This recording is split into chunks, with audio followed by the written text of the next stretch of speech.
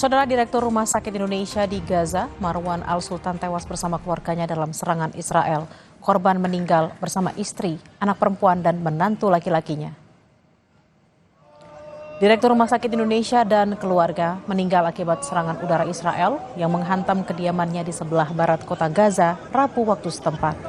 Menurut Kepala Departemen Keperawatan di Rumah Sakit Indonesia, jenazah Dr. Marwan Al-Sultan, istri, anak perempuan dan menantu laki-lakinya sudah tiba di Rumah Sakit Syifa. Direktur Rumah Sakit Indonesia Marwan Al-Sultan dikenal sebagai sosok yang berdedikasi tinggi dalam pelayanan kesehatan bagi masyarakat Gaza. Khususnya saudara selama masa-masa krisis kemanusiaan yang berkepanjangan. Sebelumnya ledakan kembali terlihat di Gaza Utara pada Selasa malam. Ledakan akibat serangan Israel ini terjadi di hari yang sama saat Presiden Amerika Serikat Donald Trump menyebut bahwa Israel menyetujui gencatan senjata selama 60 hari di Gaza. Trump juga menyampaikan akan menemui Perdana Menteri Israel Benjamin Netanyahu di Gedung Putih untuk membicarakan hal tersebut.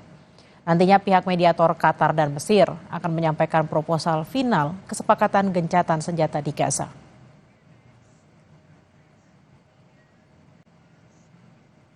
Kita beralih ke informasi lain saudara, tragedi tenggelamnya kapal penumpang di Selat Bali menyisakan luka mendalam bagi keluarga korban. Sejumlah keluarga histeris di area posko Pelabuhan Ketapang, Banyuwangi. Sejak Kamis pagi, keluarga korban terus berdatangan ke posko penanganan korban di area Pelabuhan Ketapang, Banyuwangi, Jawa Timur. Sebagian keluarga menangis histeris setelah mengetahui anggota keluarga mereka masuk dalam daftar penumpang kapal yang tenggelam. Namun ada pula yang bernafas lega, anggota keluarga mereka selamat dari tragedi kapal tenggelam.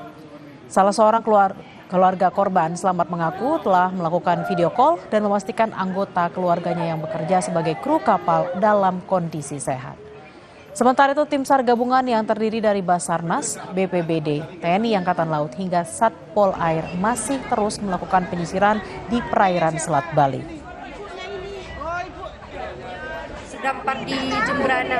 Ketemu pelayan, kayak nelayan gitu. Itu kru kapal ya? Ya, kru yang kapal. atas nama siapa? Riko. Terakhir kontak kapan? Jam 8 masih bikin status, jam 8 malam. Jam 8 malam. Kondisi gimana sekarang? Sehat. Sehat ya? Sehat. Tim pembersihannya kesehatan Oke. Sehat sudah bisa video call. Udah video call dipastikan ya? Sementara itu saudara, keluarga korban tenggelamnya KMP Tunu Pratama Jaya terus menanti kepastian kondisi anggota keluarga mereka. Salah satu keluarga korban mengaku keluarganya yang menjadi salah satu penumpang kapal sempat menelpon dan mengabarkan bahwa kapal yang mereka tumpangi tenggelam. Namun saat dihubungi kembali, ponsel penumpang sudah tidak aktif lagi. Jam 1 lebih napi jam kudo nelpon karena kapalnya badan bapak ditumpangin bapak kelam kayak gitu. Terus nanti bapak katanya kalau sekarang mau di perbatasan mak teleponan Tawang.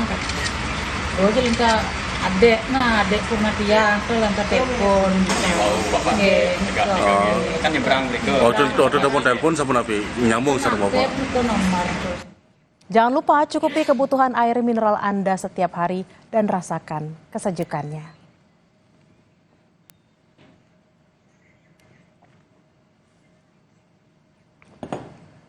Satu jam setengah Kompas Siang telah menemani ruang informasi Anda. Saatnya kami undur diri. Saya Harjuno Pramudito. Dan saya Tili Reabella, tetap di Kompas TV, independen, terpercaya. Sampai jumpa.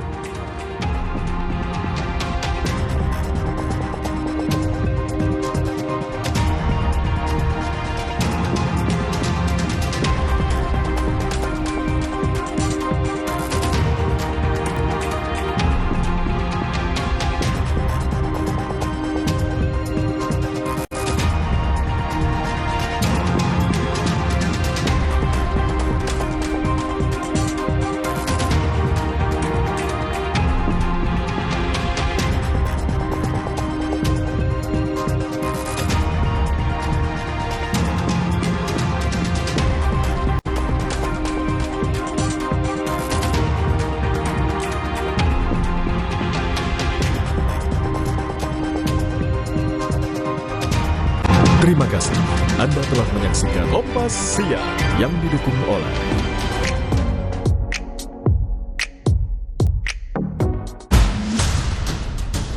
Ternyata setelah kita bisa menjangkau korban, ternyata ada pergeseran di kedalaman 600 meter. Kematian itu adalah karena kekerasan kumpul.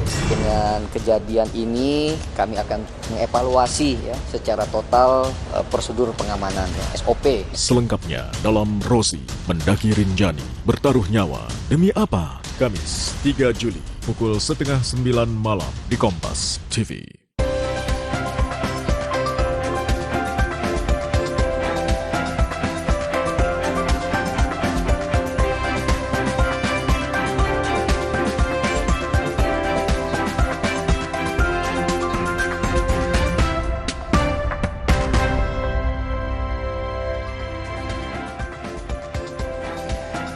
Halo saudara, selamat siang. Di hari Kamis tanggal 3 Juli 2025, saya Muhammad Syareza hadir selama 1 jam ke depan dalam program Sapa Indonesia Siang. 3 sorotan utama yang sudah kami siapkan untuk Anda.